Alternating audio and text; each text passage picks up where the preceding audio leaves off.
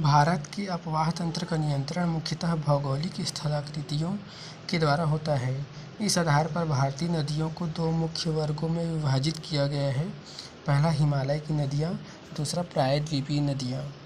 हिमालय की अधिकांश नदियाँ बारहमासी हैं। इनमें वर्ष भर जल उपलब्ध रहता है, क्योंकि इन्हें वर्षा के अतिरिक्त ऊंचे पर्वतों से पिघलने वाले हिम द्वारा भी जल प्राप्त होता है। हिमालय की दो मुख्य नदियाँ सिंधु तथा ब्रह्मपुत्र इस पर्वतीय श्रृंखला के उत्तरी भाग से निकलती हैं।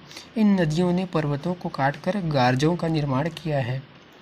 ये नदियाँ अपने पर्वतीय मार्ग, युवावस्था के साथ वी आकार की घाटियाँ, क्षिप्रिकाएँ व जलप्रपात का निर्माण करते हुए मैदानी भाग में प्रवेश करने के उपरांत अनेक स्थलाकृतियों यथा समतल घाटियाँ, गोखुर झील, बाढ़कृत मैदान, गुम्फित वाहिकाएँ तथा डेल्टा का निर्माण करती हैं।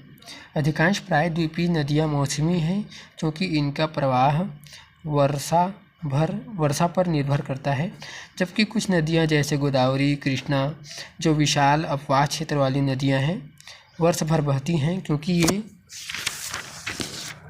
नदियाँ ऊपरी जलग्रहण क्षेत्र में दक्षिण पश्चिम मानसून से तथा निम्न क्षेत्रों में उत्तर पूर्वी मानसून से वर्षा का जल प्राप्त करती हैं। प्रायद्वीपीय पठार पर पश्चिम की ओर बहने वाली नदियाँ ज्वार नदमुख या एस्चुरी का निर्माण करती हैं। नर्मदा व ताप्ती के अलावा शरावती, मांडवी, जुआरी, भरतपुझा, पेरियार तथा पंबा आदि नदियाँ पश्चिम अरब सागर की ओर प्रवाहित होती हैं।